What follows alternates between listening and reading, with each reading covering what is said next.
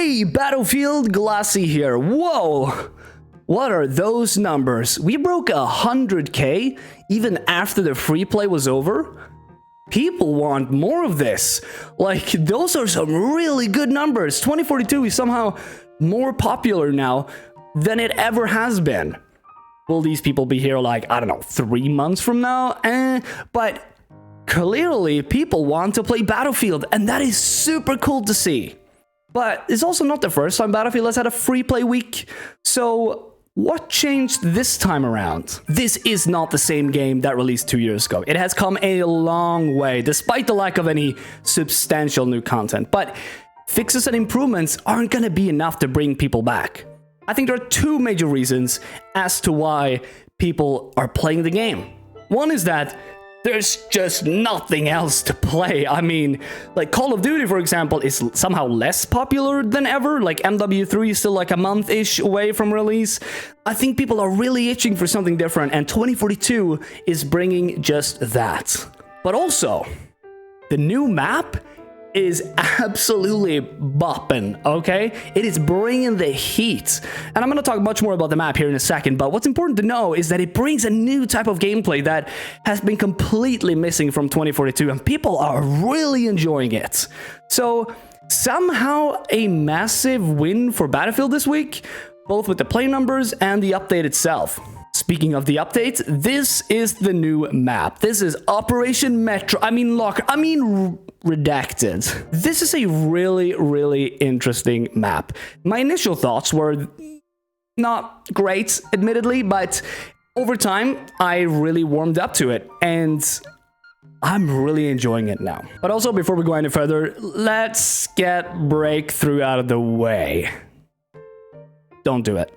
Just don't do it. But I love Breakthrough. I do too, okay?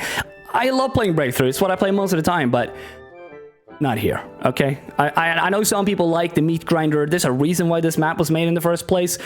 Some people just want to shoot into smoke in hallways and throw grenades for 20 minutes, but I like actual gameplay, okay? I like to play an actual video game. If DICE is smart, they will just make Breakthrough 32 players on this map, like by default.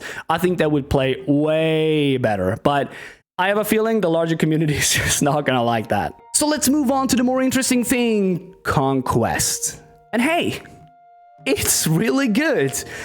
Initially, I felt like this is the same choke pointy mess that Breakthrough is, but over time, I realized that there are a decent amount of ways to get out of the stalemates, and Conquest in general feels very action-packed, obviously, but it still has opportunity for movements around the flags. I feel like this is a much better map than Locker and Operation Metro ever was. Now, if you do end up in a game that is just a complete steamroll, it can be very hard to break out of the spawn camping. Not impossible, you do have those zip lines to do like a flank, but it can still be very rough. But when the game is relatively back and forth, I had some amazing matches where the flow was just really good, moving back and forth from the flags, backcapping. It had very good flow despite being such a small linear map, and that is something I did not expect. In terms of Conquest, it's probably my favorite map. That's kind of wild. But, you know, I love infantry, and having this, like, constant action without it being, like, absolutely insane, and also no vehicles, I think is an amazing way to play Battlefield. And again, this is something that 2042 has not offered at all until now. We've been running around on these ginormous maps for 2 years, and finally we have something a little bit smaller, a little bit more intimate. Something that's always been available in, you know, the other Battlefield games. I would also say Reclaimed is up there for Conquest. I do love me some Reclaimed.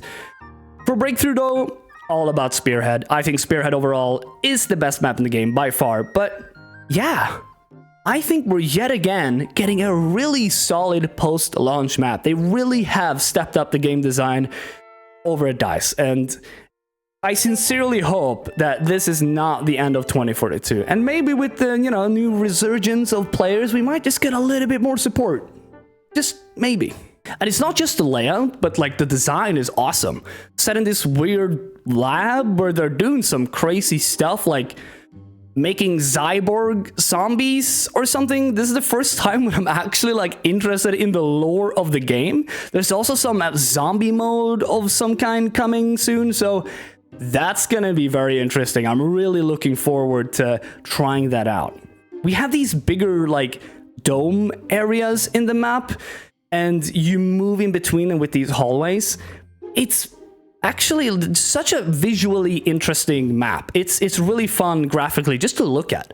Maybe the best looking map in the game. I really wish that they had more of these dome areas. I would love to see a map where it's just like 5 or 6 of these things with different biomes. I think that'd be awesome. Would love to see them continue with this concept for a future map if we end up getting more maps. Another thing that I end up really liking about this map is that weapons that normally aren't as effective can be quite strong on this map, since it's all close quarters, but sometimes maybe medium range, but like, unlike essentially all the other maps in the game, you don't need a weapon that can reach out really far. I was mostly running around with the AM-40, which is one of my favorite ARs. It absolutely slaps on this map. But I felt a little spicy, and I ended up picking up the AEK somehow. And it absolutely slaps on this map. Now, I would not recommend the AEK for any other map in the game, but for this one, it works. It has tons of recoil and spread and everything like that, but like, it doesn't matter as much on this map. So yeah, that was a lot of fun. So overall, I mean, this is a really interesting time for Battlefield. I didn't expect 2 years after the release that we'd be hitting these kinds of numbers, but it's really cool to see. Literally in my last video, I was like, guys, it's over. Nobody is playing the game anymore. Nobody cares. But here we are. Looks like maybe 2042 is here to stay just a little bit longer than we thought. I have been Glasse, and I'll next one in the CU video.